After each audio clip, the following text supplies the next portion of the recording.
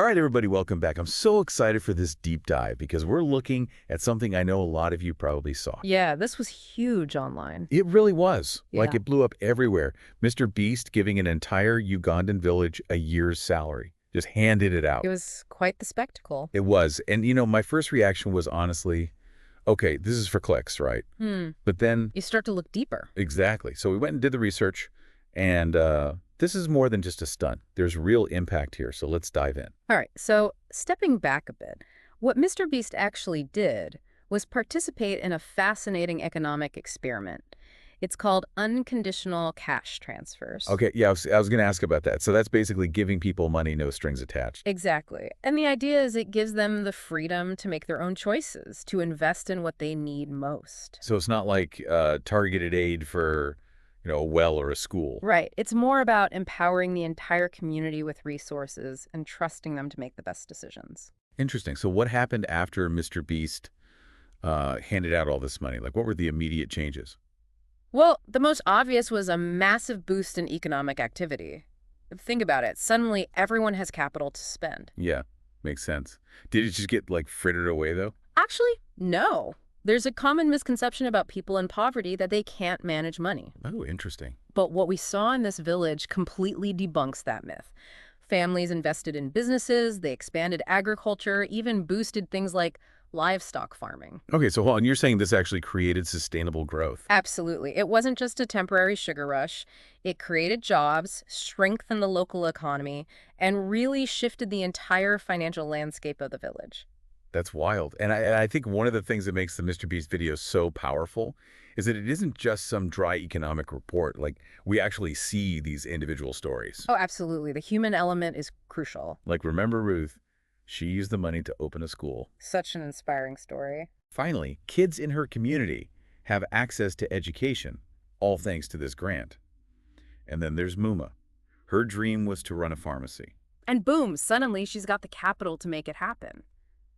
It's incredible to see these dreams turn into reality. It's not just about money, it's about providing opportunity. Right. It's like that thing, give a man a fish, he eats for a day.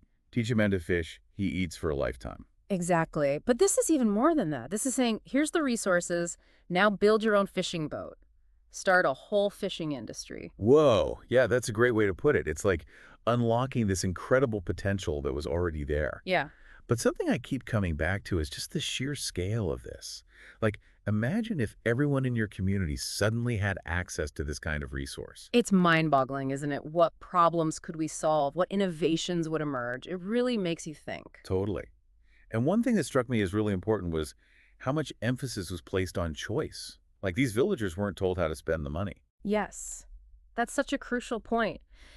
The whole idea of unconditional cash transfers is to empower individuals to make their own decisions. because they know their needs better than anyone. Exactly. And it flips the script on traditional aid models, where often decisions are made for people rather than with them. Okay, yeah, that makes sense. Yeah. It's more about trusting people to know what's best for their own lives and families. And that trust fosters a sense of ownership and responsibility. When people have agency over their own resources, they're more likely to use them wisely and make choices that benefit the entire community. So far, we've mostly talked about economics, but I know the video also highlighted big changes in things like education and healthcare, right?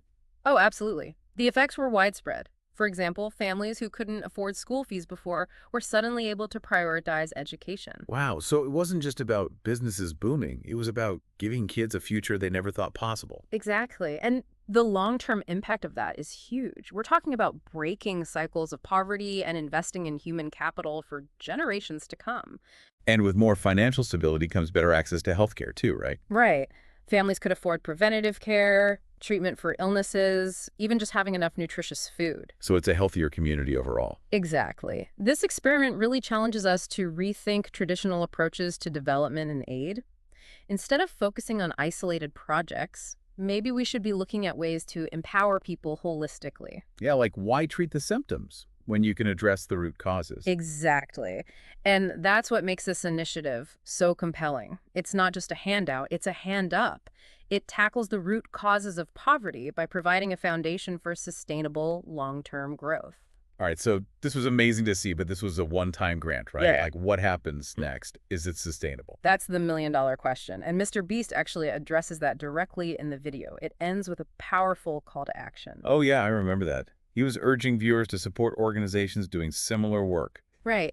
It's a reminder that even though this was a huge spectacle, the real work is ongoing. We all have a role to play in building a more equitable world. So, as we wrap up this deep dive, I think the biggest takeaway for me is that direct cash transfers can be an incredibly powerful tool for change.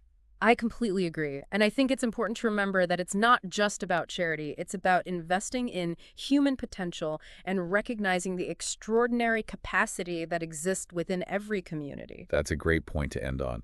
But before we go, here's something I want everyone listening to really think about. Could this model work in other contexts, maybe even right here at home? That's a great question to consider. Definitely sparks some interesting ideas about addressing poverty and inequality on a global scale. It really does. All right, everybody, that's it for our deep dive today. Thanks for joining us. Thanks, everyone.